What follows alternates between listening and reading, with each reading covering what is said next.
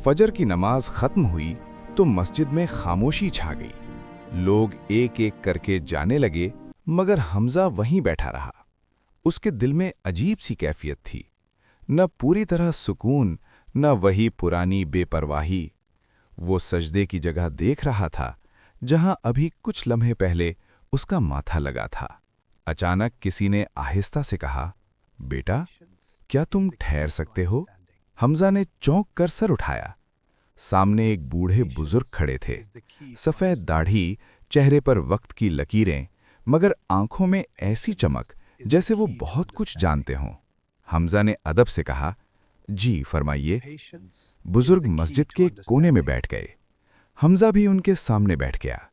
बुजुर्ग ने बगैर किसी तमहीद के पूछा, बेटा, अगर आज रात तुम्हारी आंख न खुलती तो क्या तुम मुतमईन होते?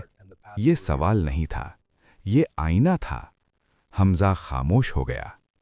बुजुर्ग ने आहिस्ता कहा, हम में से अक्सर लोग नमाज को जिंदगी का हिस्सा नहीं बनाते, बल्कि जिंदगी को नमाज के बीच रख देते हैं।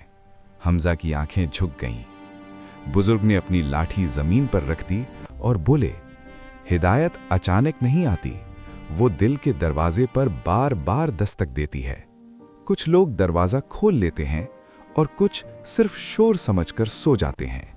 हमजा को वो ख्वाब याद आ गया, अंधेरी वादी और नूरानी आवाज। उसने पहली बार अपने दिल की बात जबान पर लाई।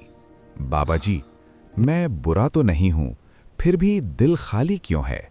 बुजुर्ग मुस्कुराए, क्योंकि खाली दिल दुनिया से नहीं, अल्लाह से भरता है। ये जुमला हमजा के दिल में उतर गया। बुजुर्ग उठे, जाने लगे। हमजा ने घबरा कर पूछा, आपका नाम? बुजुर्ग ने पलट कर कहा, नाम अहम नहीं, सवाल याद रखना। और वो मस्जिद के दरवाजे से बाहर चले गए। हमजा वहीं बैठा रह गया। अब उसके दिल में सिर्फ एक दुआ थी, या अल्लाह, अगर ये तेरी तरफ पहला कदम है तो मुझे वापस न जाने देना।